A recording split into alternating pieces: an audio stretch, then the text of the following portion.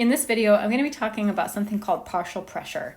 And in order to help you understand this, we're going to look at a couple of simple examples. That's what we'll start with. So imagine that we have a flask.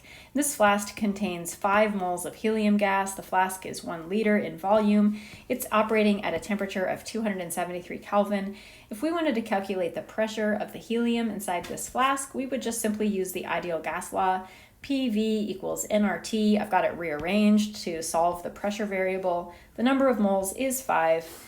The value of the ideal gas constant, 0.08206 liters atmospheres over moles Kelvin. The temperature is 273. The volume is 1 liter. And if we plug all of this into our calculator, we're going to get a pressure of 112 atmosphere for the helium in this flask. What about for this flask right here? It's pretty similar. We have 2 moles of neon gas inside this flask. The flask is the same size, 1 liter.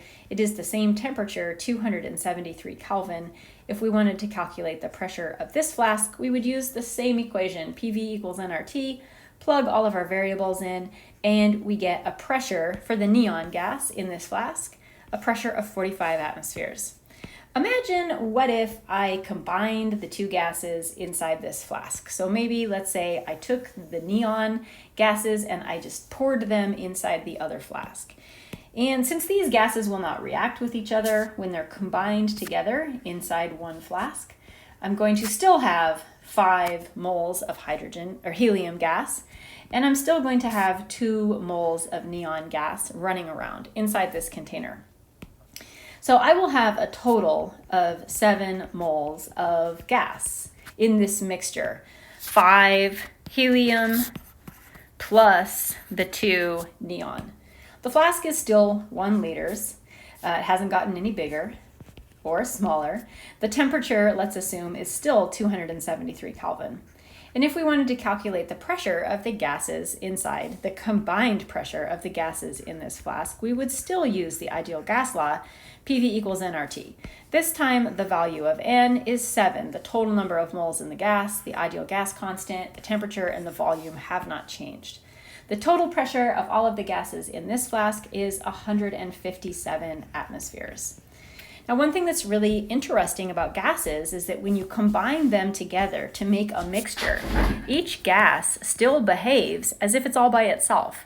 So when we put these 2 gases together, the helium gases are still behaving like they're just in a container all by themselves.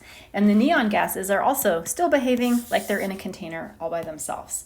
So we could think about the pressure, not only the pressure of the total mixture of gases, but we could also think about the pressure of just the helium inside this mixture.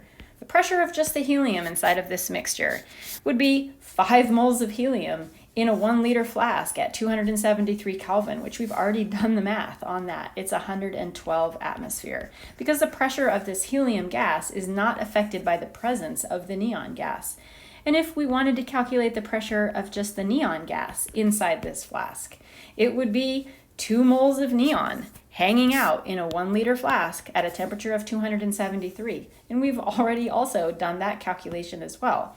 The pressure of the neon gas is 45 atmosphere. Notice that if we add these pressures up together, they add up to the total pressure of all the gases together inside the flask, which is a pretty cool property. The pressure of any individual gas or any type of gas in a mixture is referred to as the partial pressure. So inside this mixture of gases, the pressure of the helium gas is referred to as the partial pressure of helium. And we notate that with a capital P subscript HE. We pronounce that as the partial pressure of helium. And as we calculated, it's 112 atmospheres for this situation. Likewise, we have a pressure of neon inside this combined mixture of gases. We would refer to that as the partial pressure of neon. We would write it as P subscript neon, and that is 45 atmospheres.